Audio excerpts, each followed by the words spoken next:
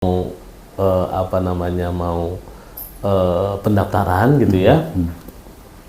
Itu ada pertemuan antara Pak Aksa, Pak Mas Anies dan Pak Sudirman Said di Grand Melia. Hasilnya pada saat itu ya kira-kira jam 8 malam lah ya. Hasilnya bahwa Mas Anies nggak bisa maju karena pihak Pak SBY sudah mencalonkan Agus dan Pak Prabowo mencalonkan Sandi. Kira-kira gitu loh. Oh, sampai begitu. Iya. Dan waktu itu memang Mas Anies ditawarin jadi wakil, tapi Pak Aksa bilang nggak usah lah. Kalau cuma wakil, mendingan kau kembali menjadi dosen gitu. Akhirnya pertemuan itu ditutup dengan membaca Bismillah, pulang. Pak Aksa pulang ke Menteng, Mas Anies bubar dengan Pak Sudirman Said. Baik, saudara, kita melanjutkan bincang-bincang setelah kita membatalkan puasa kita ya. Yang saya tidak sabar sebenarnya kepengen tanya pada persoalan yang sangat kekinian, tapi nanti harus sabar, masalah politik atau perjuangan perubahan nanti akan sampai ke sana. Jadi sebenarnya saya yang pengen tahu itu bahwa Pak Sutresno itu ternyata mengusung atau bersahabat dengan Anies itu bukan saat Pilpres sekarang ini. Ternyata saat proses pemilihan gubernur itu ternyata sudah ikut bersama-sama mengusung beliau, entah bersama siapa, saya mungkin pengen dapat cerita itu.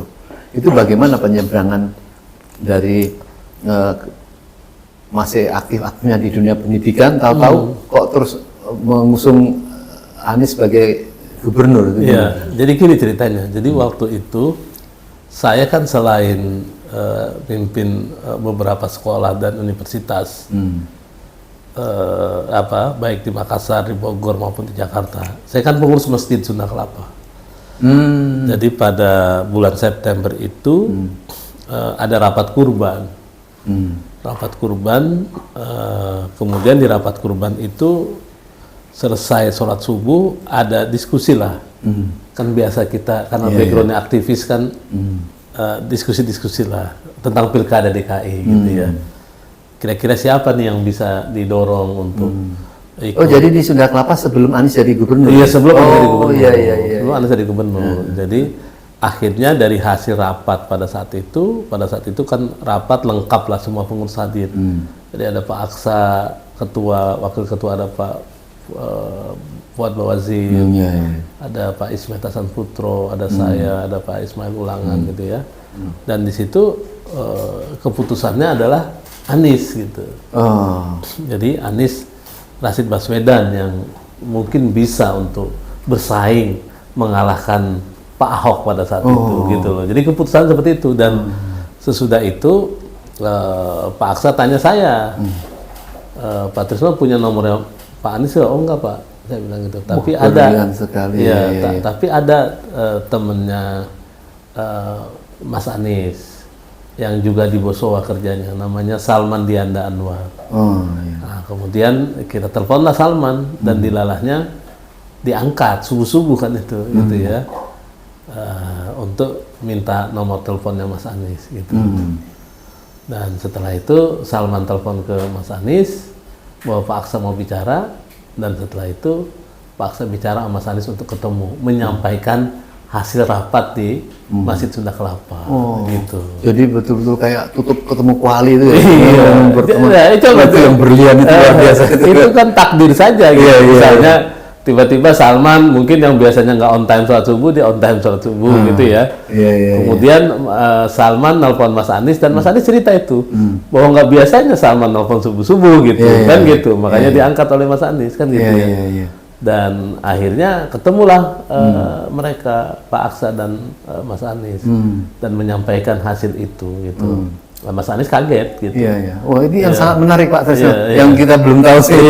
Jadi, karena kan kalau Anies aktif di partai, kemudian orang itu biasa ya.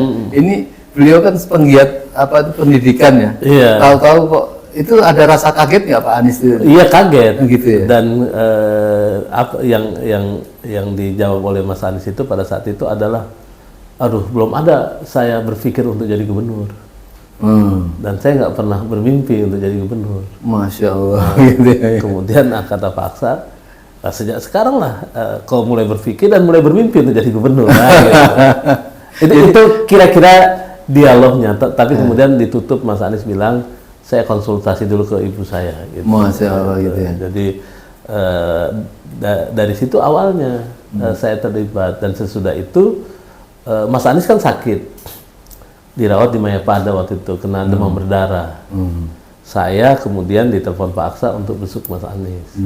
Jadi besuklah saya, Pak Aksa, dan ketua P3 pada saat itu, namanya Roma Hurmuji. Oh iya, saya kenal ya. Jadi kita meeting lah, menjenguk Mas Anies sampai jam 2 pagi itu, dari jam 10 sampai jam 2 pagi. Iya. Dan disitulah mulai pembicaraan agak serius gitu. Jadi dari situ terus mengalir, dan akhirnya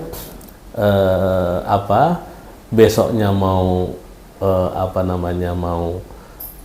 pendaftaran gitu ya. Itu ada pertemuan antara Pak Aksa, Pak Mas Anies, dan Pak Sudirman Said di Grand Melia. Iya. Hasilnya pada saat itu ya kira-kira jam 8 malam lah ya. Iya. Hasilnya bahwa Mas Anies nggak bisa maju karena pihak Pak SBY sudah mencalonkan Agus dan Pak Prabowo mencalonkan Sandi. Kira-kira gitu loh. Oh, sampai begitu. Iya. Dan waktu itu memang Mas Anies ditawarin jadi wakil, tapi Pak Aksa bilang nggak usah lah. Kalau cuma wakil, mendingan kau kembali menjadi dosen gitu. Akhirnya pertemuan itu ditutup dengan membaca Bismillah, pulang. Pak Aksa pulang ke Menteng, Mas Anies bubar dengan Pak Sudirman Said. Nah, tapi setelah Pak Aksa sampai di rumah, ketika mau tidur, Pak Erwin, ini Pak Aksa, iya, jadi dicari Pak Prabowo gitu. Ini nomor teleponnya, silakan Pak Aksa telepon Pak Prabowo. Tapi kemudian Pak Aksa bilang enggak, saya datangnya aja. Nah, dari situlah pertemuan dengan Pak Prabowo. Dan akhirnya Pak Aksa bisa meyakinkan Pak Prabowo agar Anies jadi calon gubernur, kira-kira gitu. Wah, ini memang bukan create yang ada nafsu untuk sesuatu, tetapi memang nampaknya ada pengaturan tangan Tuhan ini. Iya, memang ini invisible hand lah. Iya, betul. Semuanya kan nggak diniatin ya. Semuanya sebetulnya muncul sebagai reaksi daripada keadaan. Dimana kita semua kan harus punya peran lah. Kita harus berbuat dalam situasi di mana kita bisa berbuat gitu. Jadi pada saat itu saya misalnya sebagai profesional ya, yang kemudian juga punya minat sedikit-sedikit terhadap ya orang bilang politik gitu ya, saya ikutan, dan sejak itu memang saya total gitu ya. Sejak itu saya memang total untuk menggerakkan perjuangan untuk memenangkan Mas Anies di Jakarta gitu. Dan saya terlibat yang mengkoneksi banyak tokoh di Jakarta, yaitu Pak Aksa dan saya gitu. Misalnya kayak Kiai Rashid, Abdul Rashid Safi'i, Roma Irama, Haji Lulung Lunggana gitu ya, komunitas RT RW gitu.